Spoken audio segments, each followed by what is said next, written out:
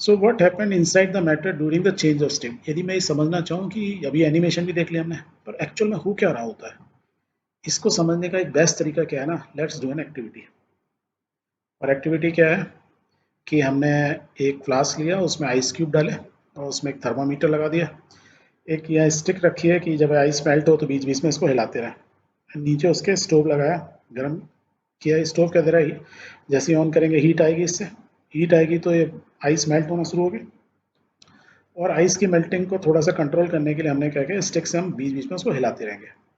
तो इसका हम क्या करते हैं, और इस प्रोसेस को क्या करेंगे, एक बच्चा क्या करेगा, टाइम नोट करता रहेगा कि ये थर्मामीटर में टेम्परेचर कैसे कैसे राइज हो रहा है, राइट। तो हम करने के लिए इस एक्सपेरिमेंट को अब करते हैं। So initially suppose the temperature is -20 degree centigrade. तो हम थर्मामीटर में चेक किया, वैल्यू इज -20 डिग्री सेंटीग्रेड। तो ये हमको डिग्री सेंटीग्रेड बता रहा है। और यदि मैं आइस के ऊपर कैमरा लगा दूँ तो ice will look something like this, दिखेगी ऐसे। ओके। एंड पैरेलल में क्या करता हूँ कि मैं एक ग्राफ के ऊपर एक तरफ यहाँ टाइम लेता हूँ, क्योंकि टाइम के साथ साथ धीरे टाइम के साथ ये नीचे जैसे जैसे गर्म होता जाएगा, लिक्विड होने लगेगी, सॉलिड से लिक्विड होगा, लिक्विड से वेपर बनेंगे। तो टाइम लगेगा कुछ होने में इसको। और अभी टेम्परेचर कितना, -20 है। -20 से जैसे जैसे हीट आएगी तो इसका टेम्परेचर क्या होगा, बढ़ता जाएगा। तो 0 डिग्री आएगा, फिर 0 से बढ़ते बढ़ते 50 आएगा, 50 से 100 और ऊपर तक बढ़ता जाएगा। ऐसे ही होगा। तो उसको क्या करेंगे, हम इस ग्राफ में ड्रॉ करेंगे, प्लॉट करेंगे। So let's see this movie कि एक्चुअली में हो क्या रहा है, and how the temperature is varying, and how the things. तो सॉलिड क्यूब से स्टार्ट किया, क्या क्या चीज़ होती है, लेट्स वॉच। सो देखो, ये आइस का जो टेम्परेचर -20 है, तो अभी क्या हो गया, -10 डिग्री हो गया। आइस और पिघल रही है, धीरे धीरे आइस का टेम्परेचर बढ़ रहा है। नाउ टेम्परेचर कितना आ गया, -5 डिग्री आ गया, राइट। एंड -5 से क्या है, इस नाउ 0 डिग्री सेंटीग्रेड है, क्योंकि चारों तरफ जो है लिक्विड आ चुका है। जो बीच की आइस में उसके टेम्परेचर की बात नहीं करें, क्योंकि हमने साइड में थर्मोमीटर रखा है ना, ये रखा हुआ, राइट। सो आप देखिए, अब धीरे धीरे क्या हो रहा है, अब इसका आइस का वाटर का टेम्परेचर बढ़ना स्टार्ट होगा। आइस पूरी पिघल चुकी है। So now temperature has gone up to 20 slightly. Now it is increasing 30, it's gone up 50, it's now 70 degrees centigrade, now 80, now it's 100. So look, now everything from solid it has become, now देखो vapours निकल रहे हैं, इसमें दिख रहा है, पानी धीरे धीरे कम होता जा रहा है। सो क्या हुआ कि ये हीट की वजह से सॉलिड से ये क्या हो गया, लिक्विड हुआ, लिक्विड से वेपर्स निकलने लगे, देखा। और इसी चीज़ को मैंने यहाँ ड्रॉ किया। तो हमने जब ड्रॉ किया, हमने देखा -20 से स्टार्ट किया, तो टाइम धीरे धीरे टाइम के साथ आइस पिघलना शुरू की, राइट। आइस का मतलब पिघली नहीं, आइस का धीरे धीरे टेम्परेचर बढ़ने लगा। आइस का टेम्परेचर बढ़ते करते कहाँ तक आया, 0 डिग्री सेंटीग्रेड तक आया। फिर 0 डिग्री सेंटीग्रेड पे आइस पानी पानी हो गई, अभी आइस पूरी जीरो हो गई, अभी भी सॉलिड है। बट अब सॉलिड से वो क्या कन्वर्ट होने से नहीं, कन्वर्ट होने लगी लिक्विड में। बट टेम्परेचर स्टिल मेंटेन 0, क्योंकि अभी सॉलिड से वो लिक्विड में कन्वर्ट हो रही है। फिर यहाँ से क्या हुआ, जब एक बार पूरी लिक्विड हो गई, तब उसका टेम्परेचर 0 से बढ़ते बढ़ते बढ़ते कहाँ तक पहुँच गया, 100 degree centigrade. It took some time, इतना टाइम लगा। और फिर 100 डिग्री सेंटीग्रेड पे आके अब टेम्परेचर अपनी रीडिंग देखो, 100 से ऊपर नहीं बढ़ रहा है। क्योंकि 100 से इसलिए ऊपर नहीं बढ़ रहा है क्योंकि एवोपरेशन हो रहा है, वो बढ़ने नहीं दे रहा, तो उससे ऊपर जा ही नहीं रहा, तो 100 तक मेंटेन रहेगा temperature. So this is what we have observe. अब जो ऑब्जर्वेशन को यदि हम लिखें तो हमने क्या क्या चीज़ सीखी, और साइंस के फॉर्म में हम क्या क्या बोलते हैं, लेट्स राइट।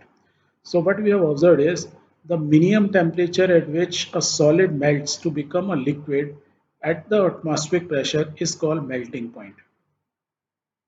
क्या मतलब हुआ इसका, हमने आइस थी, ये ओपन टू एयर है, इसलिए बोल रहा है एटमॉस्फेरिक एयर में है, ठीक है।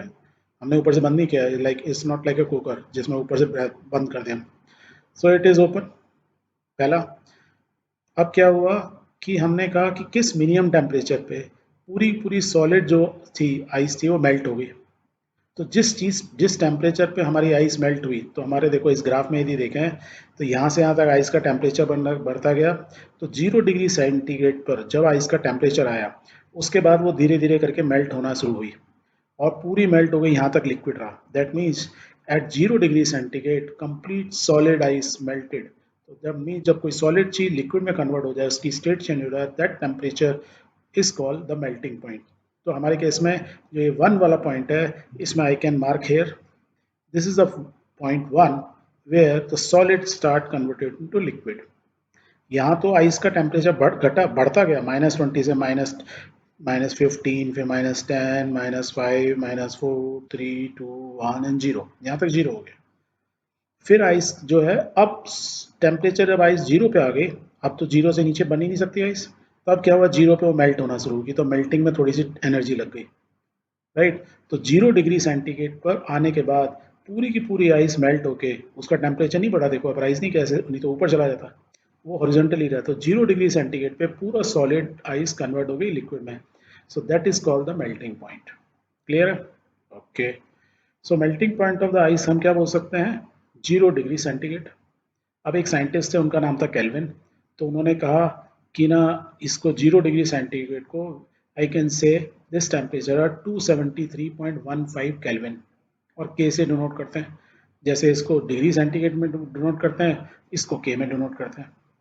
सो केल्विन साहब जो थे, उन्होंने बोला कि 0 डिग्री मतलब 273.15, और 0.15 आपको याद नहीं रहेगा, तो उन्होंने इसको थोड़ा सा राउंड ऑफ कर देते हैं। तो 0 डिग्री सेंटीग्रेड आइस का मेल्टिंग पॉइंट, या तो मैंने डिग्री सेंटीग्रेड बोलूंगा 0 डिग्री सेंटीग्रेड, केल्विन में बोलूंगा तो 273 केल्विन। इसमें कोई कंफ्यूजन? ये कहने का मतलब यही हुआ, जैसे आपका स्कूल का नाम है उदय, घर का नाम हो सकता है उदी या चिंकू, राइट। सो सेम चीज के दो नाम हो सकते हैं। तो आइस का मेल्टिंग पॉइंट तो 0 डिग्री सेंटीग्रेड है, सेंटीग्रेड में बोलूँ तो 0 डिग्री सेंटीग्रेड, और यदि केल्विन में बोलूँ तो we will say it is 273 kelvin. Clear? Okay. और क्या चेंज हुआ, हमने इसमें एक चीज नोट की, जो change of solid state into liquid state is also known as fusion. तो साइंटिस्ट ने कहा कि जब भी कोई चीज सॉलिड से लिक्विड में कन्वर्ट होती है, तो उसको बोलते हैं फ्यूजन, फ्यूज हो गई, बोलते हैं ना फ्यूज उड़ गया, घर में लाइट में होता है ना, फ्यूज उड़ जाता है। फ्यूज क्या होता है, उसमें कॉपर का वायर होता है, एक ऐसी वायर होता है जैसे ग्राफ लगा हुआ है, राइट। तो वो क्या होता है, ज़्यादा हीट प्रोड्यूस होती है, वो मेल्ट हो जाता है, तो बोलते हैं फ्यूज उड़ गया। फ्यूज उड़ गया मतलब मेल्ट हो गया, दैट इज कॉल्ड फ्यूजन, ऐसे याद रख सकते हो। फ्यूज उड़ जाना मतलब मेल्ट हो जाना, फ्यूज का तार जो है मेल्ट हो जाता है। तो अभी कभी देखोगे वो तार दो पीस में मिलेगा आपको, जल जाता है, गोल गोल हो जाता है साइड में, जैसे ये थर्मोमीटर में गोल गोल काला सा दिख रहा है, ऐसे ही हो जाता है। क्लियर है?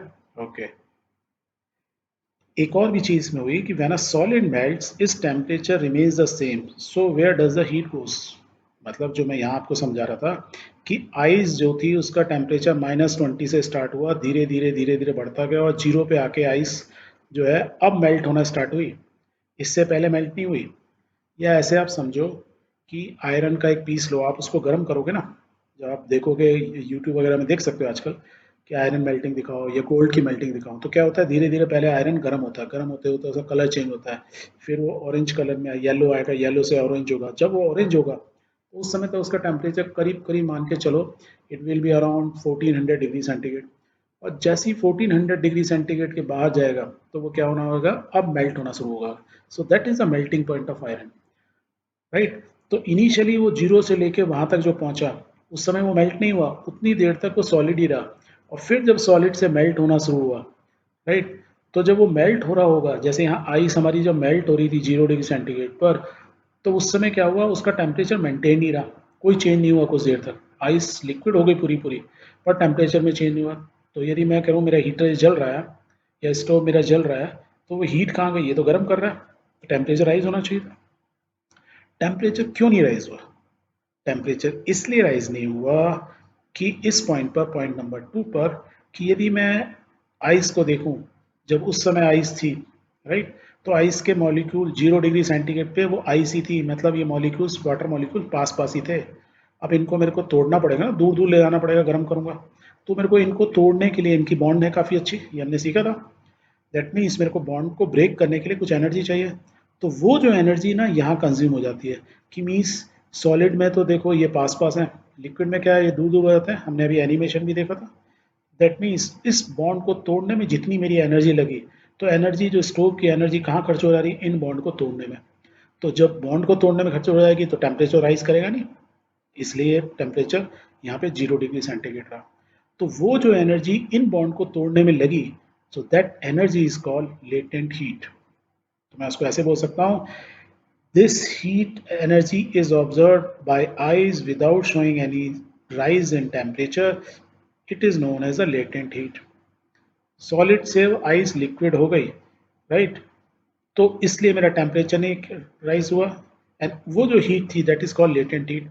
या उसके दूसरे फॉर्म में हम क्या बोलते हैं, उसको हम ऐसे बोलते हैं, the amount of heat energy that is required to change 1 kg of solid into liquid, means 1 kg है इसको लिक्विड करने में जितनी एनर्जी लगी, जितनी हीट लगी, मीन्स इतनी बॉन्ड होंगी उसमें, इतनी सारी बॉन्ड को तोड़ने में जो एनर्जी लगी, that is called latent heat of fusion. और ये लेटेंट हीट ऑफ फ्यूजन किस किस जगह पर हो रहा है, at the melting point. Melting point पे तो हो रहा है, मेल्टिंग पॉइंट पे तो 0 डिग्री सेंट पे आइस कन्वर्ट हो रही है किसमें, वाटर में। क्लियर है, मीन्स सॉलिड से लिक्विड हो रही है। तो सॉलिड से लिक्विड होते में हो क्या रहा है, उसके जो एटम्स की जो बॉन्ड है वो बॉन्ड को तोड़ा जा रहा है। तोड़ा किससे जा रहा है, एनर्जी से। एनर्जी कहाँ से आ रही है, स्टोव से। और जो एनर्जी आ रही है उसको क्या बोलते हैं, लेटेंट हीट। उस लेटेंट हीट से हुआ क्या, फ्यूजन हो गया, मीन्स फ्यूजन मीन्स वो मेल्ट हो गया। That is why it is called latent heat of fusion. Clear हो गई, very good. Let's move further. अब यदि कोई आपसे बोले कि यहाँ पे जो आइस है, देखो ग्राफ में देखो, एट पॉइंट नंबर 1 आइस का टेम्परेचर कितना है, 0 डिग्री सेंटीग्रेड। पानी पॉइंट नंबर 2 पे उसका टेम्परेचर कितना है, 0 डिग्री सेंटीग्रेड, यही है। अब पूरा लिक्विड हो गया, पानी भी 0 डिग्री सेंटीग्रेड पे है, और सॉलिड भी जो आइस थी वो भी 0 डिग्री सेंटीग्रेड। अब यहाँ देखो इस फोटो में, 0 डिग्री सेंटीग्रेड पे जब आइस थी तो वो क्या थी, बॉन्डेड फॉर्म में थी, उसके मॉलिक्यूल्स अभी चिपके हुए थे। इन्हीं को तोड़ने में तो टेम्परेचर राइज नहीं हुआ, वही तो लेटेंट हीट थी। दैट मीन्स जब मेरा पानी 0 डिग्री सेंट पे लिक्विड हो गया, उस समय ये बॉन्ड एटम्स जो थे, मॉलिक्यूल्स सब अलग अलग हुए पानी के। पानी के मॉलिक्यूल अलग हो गए, मीन्स जब अलग हो गया क्या उनमें एनर्जी आ गई, यही अभी एनिमेशन में भी दिखा था। इसका मतलब जब इनमें एनर्जी आ गई तो इनका टेम्परेचर थोड़ा सा बढ़ गया, तो हम यहाँ या मोर एनर्जी होगी इनमें। So that is what is return, we can say the particle in water is 0 degree centigrade, 0 degree centigrade हम 273 केल्विन बोल सकते हैं, have more energy as compared to particle in ice at the same temperature। क्योंकि ice के जो molecules हैं वो अभी भी ग्रुप में है, इकट्ठे हैं, उनकी डेंसिटी हाई है। हाई है मीन्स सॉलिड है, सॉलिड है मीन्स 0 डिग्री सेंटीग्रेड है आइस।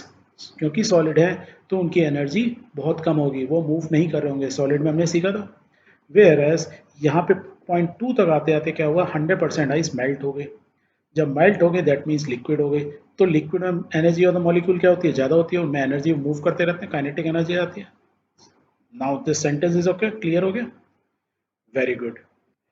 फिर क्या हुआ, जब वो लिक्विड हो गए, सारे पार्टिकल अलग हो गए, अब टेम्परेचर बढ़ना शुरू हुआ। अब हर पार्टिकल एनर्जी लेता जाएगा, बढ़ता जाएगा, टेम्परेचर पानी का बढ़ता जाएगा।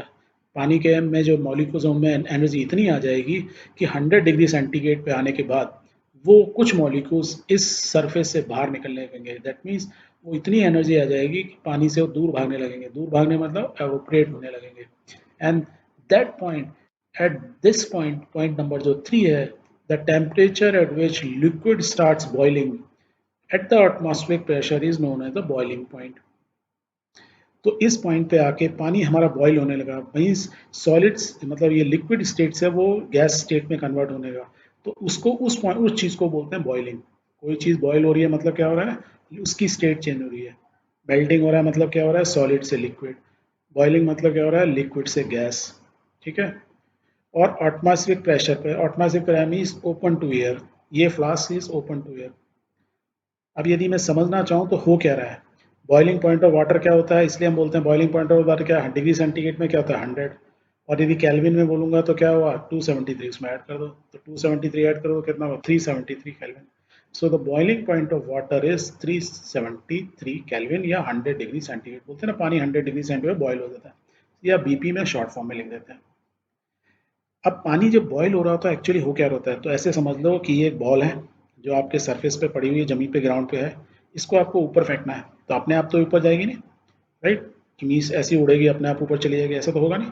That means someone is required, आप चाहिए होंगे, आप अपने हैंड से पकड़ोगे, इसको फेंकोगे। That means this ball requires some energy to move up. Same way में क्या होता है कि यदि मैं पानी के अंदर देखूं जो बॉयल हो रहा है, बॉयल हो रहा है किसमें, 100 डिग्री सेंटीग्रेड में, तो इन मॉलिक्यूल्स में अब खूब सारी एनर्जी आ गई है। पर इसको बाहर निकलने के लिए भी कुछ और एनर्जी चाहिए होगी, और वो एनर्जी कहाँ से मिल रही है? कंटिन्यूसली इस स्टोव से मिल रही है। तो जैसे ही इन मॉलिक्यूल्स को थोड़ी और एनर्जी मिलेगी, क्योंकि गैस में मॉलिक्यूल्स और तेज चलते हैं कंपेयर टू लिक्विड, तो क्या होगा? वो सारे के सारे हवा में उड़ जाएंगे, तो एटमॉस्फेयर में उड़ जाएंगे, because it is open to air, right? ये कॉन्सेप्ट क्लियर हुआ? Okay, good. एंड ये जो ऊपर जब उड़ गए, उसी को क्या बोलते हैं? जब लिक्विड से वेपर कन्वर्ट हो गए, तो उसको बोलते हैं latent heat of vaporization. Means molecules जो हैं 100 डिग्री सेंटीग्रेड पे, देखो टेम्परेचर राइज नहीं हो रहा है, तो दैट मीन्स क्या हो रहा है? मॉलिक्यूल्स मेरे लिक्विड फॉर्म से गैस में कन्वर्ट हो रहे हैं, तो ये कांस्टेंट है। जैसे यहाँ सॉलिड से लिक्विड हुए तो टेम्परेचर कांस्टेंट हो जाता है, सेम वे में जब लिक्विड से गैस हो रहे हैं, तो ये मेरा जैसे ग्रीन लाइन दिखाई हुई है, तो ये कांस्टेंट है। That means call this call again a latent heat.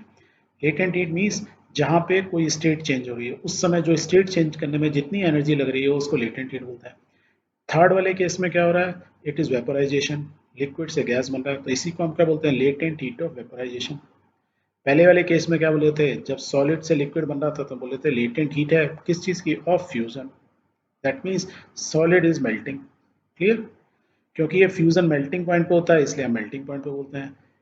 Latent heat of vaporisation किस पे होता है? बॉइलिंग पॉइंट पे होता है। तो लेटेंट हीट हो रही होती है किस पॉइंट पे? बॉइलिंग पॉइंट पे। और इट इज एटमॉस्फेरिक प्रेशर पे, दैट इज वी से कि एटमॉस्फेरिक प्रेशर पे हो रहा है। क्लियर? Very good.